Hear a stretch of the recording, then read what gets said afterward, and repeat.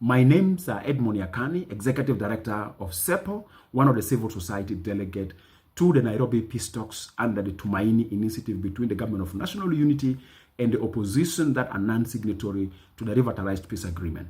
We are aware that Tumaini initiative has scored progress where 8 protocols were signed intended to create implementable tasks for political transition in South Sudan from violence to peace, which we appreciate.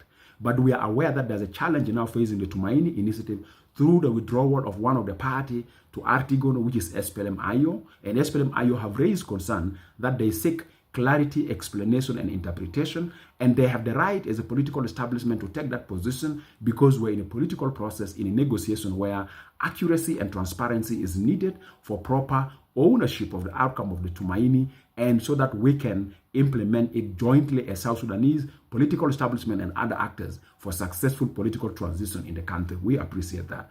But we'd like to take this opportunity to bring to the attention of the political leaders, be it in the government or the opposition, that the common citizens' children, some of them are unable to get 3 meals per day. Some of the families are breaking down.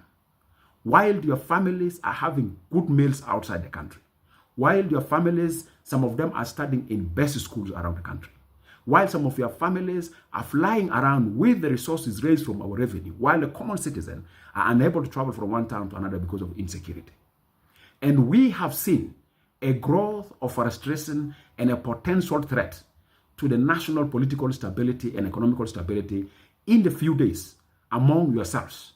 We have seen through some of your statements that you are issuing, some of your arguments that you are expressing. All of them contain a language that is posting a potential political threat to the country's stability. And we have seen already incidences that we may call them isolated armed confrontation in Juba town.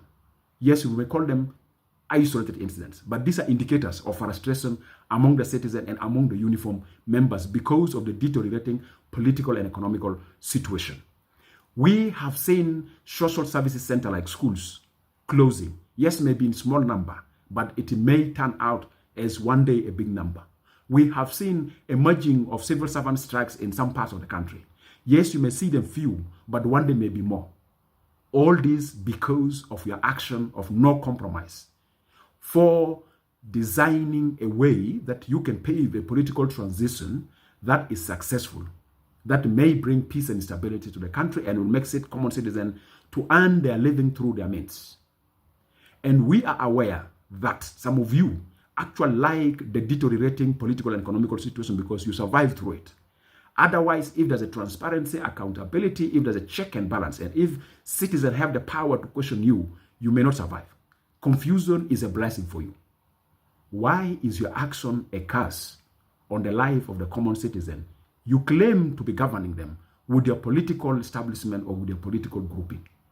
Why are you sometimes pronouncing the words of democracy, good governance, transparency, non-violence, if you yourself political attitude that you have are curse to the nation and making the common citizens suffering, families breaking down, your family is not breaking down. They don't earn 3 meals per day, you are earning 3 meals per day. Your family are well protected, commons are not well protected. What type of political leadership are you showing us? Are you really politically responsible enough to show the nation that you opt to become a political leader because you want to see your political actions to be a blessing to the nation? Right now, we see all your actions in your various political establishment and your arguments. It's a curse to the nation. I would like to take this opportunity, with due respect and honor, to urge our religious leaders, primate of the Anglican Church, cardinal of the Catholic Church, imam of our Muslims community, and other religious leaders for Presbyterian and other churches, that moments has come for you to use the power of the holy books to engage our political elites, especially the principals, to take a responsibility of making compromises for the best interests of the citizens, not for their personal or group interests. Because we have seen learned political leaders messing up with the situation in the country. While some families' children are already in the streets, they don't know where their parents are because they want to earn their living. And some of them ending committing crimes because they want to earn living while they don't have any intention to engage in criminal activities. But the action of our political elites in their various establishments have made those children to face that situation. We have seen elderly people dying because lack of care, lack of meal, lack of medical services. Why all this on the common citizen by our political elites who claim they want to govern the same citizens that are suffering, are dying in face of them? And some of them have a smiling face for this political instability and economical instability in the country. I would like to appeal to our political leaders at your various capacity, wherever you are in a political establishment. Moments of you demonstrating political compromises for the best interest of the citizens in the country is now, not tomorrow. Leave your personal or group interests. Take the interest of agreeing for a pathway that will